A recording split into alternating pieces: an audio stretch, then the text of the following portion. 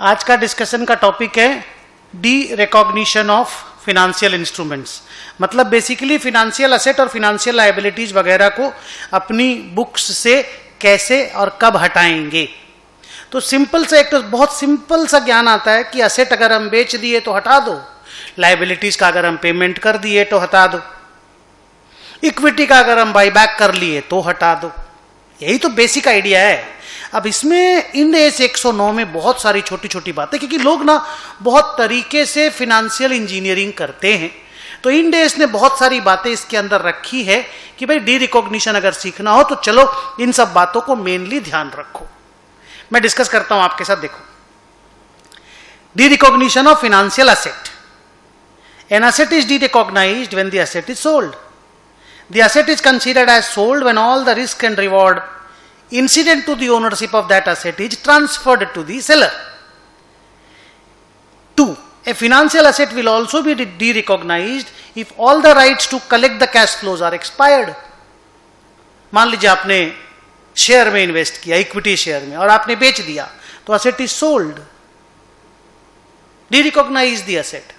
मान लीजिए आपने बॉन्ड में इन्वेस्ट किया, आपने लोन दिया किसी को, इंटरेस्ट और प्रिंसिपल वापस आ गया, तो all the cash flows are received, आप हटा दीजिए बुक्स में उस असेट को, हटा दीजिए। व्हाट ऐसे भी हट जाएगा।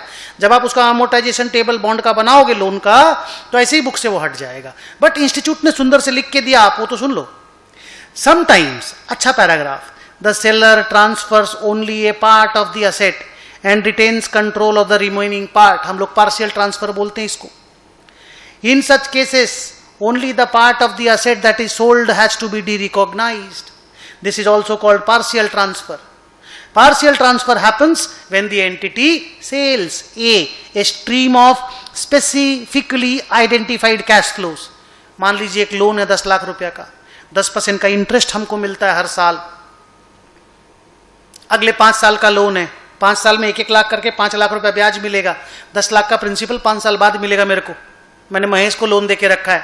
अब वो जो प्रिंसिपल का जो स्ट्रीम है 1 लाख 1 लाख 1 लाख 1 लाख 1 लाख, वो मैंने किसी सुरेश को बेच दिया। 2. Proportionate share of cash flows from the asset is sold. Interest का 20% 20 हजार रुपया करके, और प्रिंसिपल का 10 लाख का 20% बेच दिया, पूरे लोन का 20% बेच दिया किसी को। सर ऐसा होता है? बिल्कुल पॉसिबल है। 3. A part of the stream of identified cash flows. खाली जो 1-1 लाख का 5 बार जो पैसा मिलने वाला है ना कैश फ्लो वाला, उसमें से 40-40 हजार करके किसी को बेच दिया, ये भी पॉसिबल है। तो कैसे भी करके पार्शियल ट्रांसफर पॉसिबल है। भाई आपको उस असेट से फ्यूचर कैश फ्लो आने वाला है, आप उस कैश फ्लो में से कुछ भी बेच दीजिए, आपको अभी पैसा का जरूरत है, आपको मिल जाएगा पैसा। That is called partial transfer. करना क्या है, जब हम लोग पार्शियल ट्रांसफर की अकाउंटिंग करेंगे, पहले पता करिए क्या क्या उसके कंपोनेंट्स हैं, सारा डिवाइड कर दीजिए। ये 1-1 लाख, ये 10 लाख, डिवाइड कर दीजिए। Determine the fair value of all the individual components. जो बिक गया उसका भी, जो बच गया उसका भी फेयर वैल्यू निकाल लीजिए। और फेयर वैल्यू जब निकालेंगे तो नया जो मार्केट रेट ऑफ इंटरेस्ट आज का है उसके बेस पे निकालिएगा। Find the ratio of their fair values and divide the carrying amount in this ratio. Pass journal entry of derecognition. Example से समझा पाऊंगा, ऐसे डायरेक्टली बोलूंगा ना तो कुछ भी समझ में नहीं आएगा। देखिए नीचे में एग्जांपल है। ए limited owned an asset, carrying amount of the loan balance sheet में 1,02,000 है, प्रिंसिपल अमाउंट 1 लाख ही है। आप क्वेश्चन पूछ सकते हो, सर प्रिंसिपल अगर 1 लाख का है तो बैलेंस शीट में 1,02,000 क्यों है? अमोर्टाइज्ड कॉस्ट का टेबल बनाया गया है, बैलेंस शीट में 1,02,000 आया है। हो ही सकता ना, अमोर्टाइज्ड कॉस्ट और लोन अमाउंट जरूरी नहीं ना सेम हो। इंटरेस्ट रेट 11% है। ए limited sold the entire stream of interest at its fair value. Current market rate of interest 10%, tenure 5 years. तो 1 लाख का लोन अमाउंट है, भले मेरे बैलेंस शीट में 1,02,000 है। इस 1,02,000 के बारे में थोड़ी देर बाद में सोचना। करना क्या क्या है सुनो, पहले पता करो मेरे से क्या क्या, पहले पता करो टोटल आज के दिन मेरे को क्या क्या मिलने वाला है। तो सर 11% करके कितना 1 लाख का ही तो लोन है ना। हाँ 1 लाख का लोन है, तो 11,000 रुपया करके अगले 5 साल तक हमको कैश फ्लो आएगा। नाम इंटरेस्ट हम कैश फ्लो बोलेंगे। 5 साल के बाद हमको 1 लाख रुपीज वापस मिलेगा। करेक्ट। अब हम क्या कर रहे हैं, ये जो 11,000 हजार रुपया करके हमको 5 साल मिलने वाला है, हम सेल कर दे रहे हैं। सेल। और 1 लाख करके जो हमको 5 साल के बाद मिलेगा ये हम रिटेन कर ले रहे हैं। मतलब हमको खाली 5 साल के बाद 1 लाख रुपए चाहिए बस, वो महेश हमको दे देगा। तो सर सुरेश आज आपको कितना पैसा दे रहा है, जिसको आपने ये बेचा है वो फेयर वैल्यू दे रहा है, और फेयर वैल्यू अभी हम निकालेंगे current market rate of interest से। तो what I am selling is 11,000 rupees का फ्यूचर कैश फ्लो 5 साल का। आइए उसका फेयर वैल्यू निकालते हैं। 11,000 rupees present value 10% rate of interest के हिसाब से आया 41,699। ये 41,699 हमको सुरेश दे देगा, हम सुरेश को इंटरेस्ट स्ट्रिप बेच देंगे। सर स्ट्रिप ये वर्ड क्यों यूज होता है? Actually separate trading for registered interest in principle is the full form of strip. ठीक है ना, अभी उसको छोड़ो। सर प्रिंसिपल स्ट्रिप जो आप 1 लाख आपको मिलेगा 5 साल बाद, उसका भी तो पीवी निकालेंगे ना? यस, हर कंपोनेंट का पीवी निकलेगा। उसका मैंने पीवी निकाला भाई 10% करके 5 साल का, तो 62,090 आया। तो 2 कंपोनेंट है, एक कंपोनेंट सोल्ड और एक कंपोनेंट रिटेन्ड। कंपोनेंट सोल्ड का फेयर वैल्यू आया 41,699 और कंपोनेंट रिटेन्ड का फेयर वैल्यू आया 62,090। सर अब करना क्या है? मेरे लोन का जो बैलेंस शीट वैल्यू है ना 1,02,000 रुपया, उसको इस रेशियो में डिवाइड कर देंगे। सर ये कहां लिखा हुआ है? देखिए यहां पे मैंने लिखा था, determine the fair value of all the components, find the ratio of the fair value and divide the carrying amount in this ratio. तो सर डिवाइड किया ना, ये देखो मेरा बैलेंस शीट में लोन का कैरिंग अमाउंट 1,02,000 था, तो इंटरेस्ट स्ट्रिप का कैरिंग अमाउंट निकला 40,980, प्रिंसिपल स्ट्रिप का कैरिंग अमाउंट निकला 61,020। सर अब क्या करना है? अब ये वाला माल बिक जाएगा, बदले में हमको 41,699 रुपीज मिलेगा। तो हम एंट्री मारेंगे bank account debit 41,699, to loan asset 40,980, to profit and loss. ये देखिए solution, bank account 41,699, to loan asset 40,980, to profit and loss 719। और बाकी जो लोन असेट है वो मेरे घर में रह जाएगा, मैंने उसका नाम बदल दिया खाली principal strip account debit to loan asset. ये एंट्री नहीं भी मार करके लोन असेट में 61020 पड़ा रहेगा तो भी रह जाएगा। और सर इस 61020 के बदले में हमको 5 साल बाद 1 लाख रुपया मिलेगा। यस, तो सर इसका तो नॉर्मल अमोर्टाइजेशन टेबल बना करके अकाउंटिंग करना पड़ेगा। यस, ये अमोर्टाइज कॉस्ट भी फर्दर रिकॉर्ड होगा, पर क्योंकि आपने एक लोन असेट का पार्शियल ट्रांसफर किया, this is the process. Sir repeat the process. पहला, सारे कंपोनेंट को आइडेंटिफाई कर लो। 2, सब कंपोनेंट का पीवी निकाल लो using current market rate of interest. 3, वो जो पीवी निकला उसको रेशियो बना लो, ओरिजिनल लोन के कैरिंग अमाउंट को डिवाइड कर लो रेशियो में। जो पार्ट बेच दिए बेचने का एंट्री कर लो, जो पार्ट रख लिए रखने का एंट्री कर लो। आगे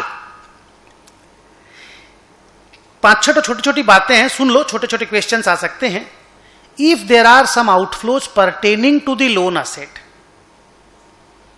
मान लो 11,000 रुपया का ब्याज लाने में आपका 200 रुपया खर्चा होता है।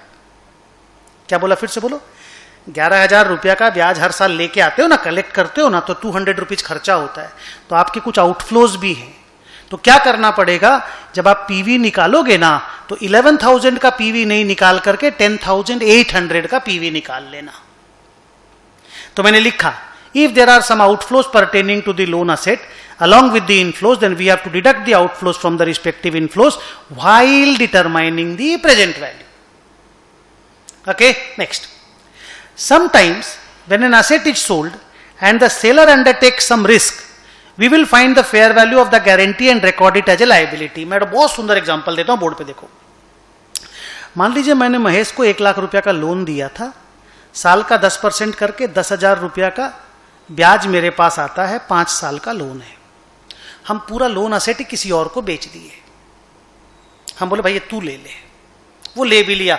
अब महेश उसको ब्याज दे देगा, प्रिंसिपल दे देगा, पर उसने एक लाइन मेरे को बोली कि सर अगर वो नहीं दिया तो मैंने उसको एक गारंटी दे दिया कि अगर वो नहीं दिया तो मैं तुमको 20,000 रुपया जरूर दे दूंगा, अगर वो नहीं दिया तो ये जो 20,000 रुपया का हम गारंटी दिए, मेरे माथा में तो एक लायबिलिटी है ना। ठीक है, मेरा लोन असेट बिक गया, उसको सेल का एंट्री कर दिए, लेकिन एक गारंटी लायबिलिटी को तो बुक्स में लिखना पड़ेगा ना।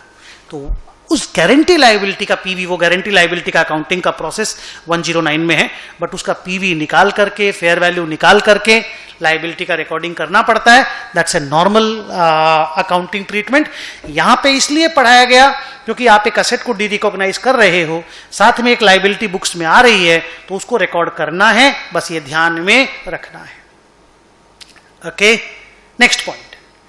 अगर सेलर कोई असेट को सेल करता है और साथ में रीपर्चेज का एग्रीमेंट कर लेता है,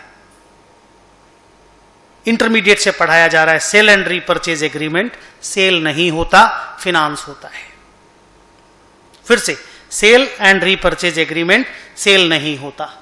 लिखा, the repurchase price is the sale price plus lender's return, we can apply we can't apply the derecognition principle as it is a finance arrangement. मैं आपको सिंपल से एग्जांपल में समझाता हूं. मान लीजिए मेरे पास 1 लाख रुपए का सामान है. मैंने किसी को बोला ये सामान तुम खरीद लो, हमको आज 1 लाख रुपया दे दो. 2 साल बाद हम तुमको वापस दे देंगे 1,20,000 रुपया, तुम हमको सामान वापस कर देना. हालांकि यहां पे सामान नॉन फिनेंशियल एसेट है, पर यह चीज फिनेंशियल एसेट के केसेस में भी हो सकती है. तो मैं सेल कर दिया, लेकिन सेम गुड्स को वापस रीपर्चेज कर लूंगा और पुराना दाम से ज्यादा दाम में रीपर्चेज करूंगा. तो मेरा गुड्स का तो सेल कभी हुआ ही नहीं ना, बिकॉज सामने वाला जो बायर है उसको तो कभी गुड्स का ओनरशिप मिलेगा ही नहीं ना. वो तो मेरे लिए गुड्स को संभाल के रखेगा ना, उसको तो रिटर्न करना है. तो goods are mortgage, the money that he paid to me is a loan.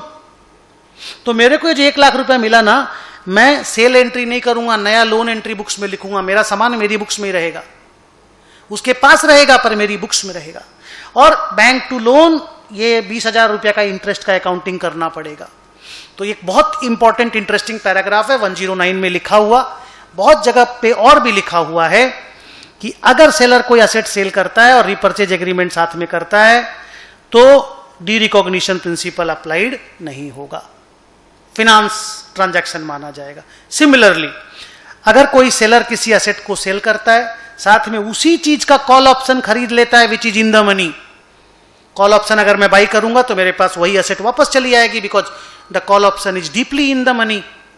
Exercise होएगा ही होएगा, same asset will come to me. तो यहां पे क्या हुआ देखो, sale plus purchase is no sale. तो सर करना क्या है, डी रिकॉग्निशन प्रिंसिपल अप्लाई नहीं होगा, बिकॉज उसी गुड्स को आप वापस खरीद ले रहे हो. सिमिलरली और एक पॉइंट है कि सेलर ने बेचा और राइट से put option which is deeply in the money, put option को राइट कर दिए, पुट ऑप्शन बेच दिए. सामने वाले के पास, जिसने खरीदा उसके पास राइट टू सेल है और वो डीपली इन द मनी है, तो वो तो सेल करेगा ही, हमको खरीदना पड़ेगा. तो again sale plus buy, so no sale. हम लोग 3 चीज बच्चों को समझाते हैं. गुड्स कोई भी चीज बेचा, deeply in the money call option खरीदा, नो सेल. कोई भी चीज बेचा, deeply in the money put option बेचा, नो सेल. कोई भी चीज बेचा, उसी चीज का फ्यूचर या फॉरवर्ड खरीद लिया, नो सेल. सेल करके उसी आदमी से रीपर्चेज एग्रीमेंट कर लिया, नो सेल. तो सर ये बार बार नो सेल बोल के आप बोलना क्या चाहते हैं? बस यही कि डी रिकॉग्निशन प्रिंसिपल अप्लाइड नहीं होगा, असेट आपका आपकी बुक्स में रहेगा. बाकी जो कॉल पुट का अकाउंटिंग है वो आप अलग से कर लीजिए. आप ट्रांजैक्शन को ढंग से एनालाइज कर लीजिए, जैसा ट्रांजैक्शन वो दिखाई दे रहा है उसके हिसाब से अकाउंटिंग कर लीजिए. एक चीज क्लियर रखिएगा, डी रिकॉग्निशन प्रिंसिपल अप्लाइड नहीं होगा. That's it. Risk and reward transfer होना चाहिए भाई. गुड सामने वाले के पास हक होना चाहिए कि वो कंज्यूम कर सके, बेच सके, फोड़ सके, तोड़ सके. नहीं, तब डी रिकॉग्निशन प्रिंसिपल अप्लाइड होता है. सो विद दिस, ये वाला पर्टिकुलर टॉपिक जिसका नाम था D recognition of financial assets and liabilities, मैं कंप्लीट करता हूं. सारा चीज आपको समझ में आ गया होगा. आप अच्छे से रिवीजन कर लेना, सम्स वगैरह घर ढंग से देख लेना बुक से. बाकी सब कुछ ध्यान से कर लेना. एग्जाम के लिए ऑल द बेस्ट, बाकी सब चीज के लिए all the best. Take very good care. Bye bye. Thank you.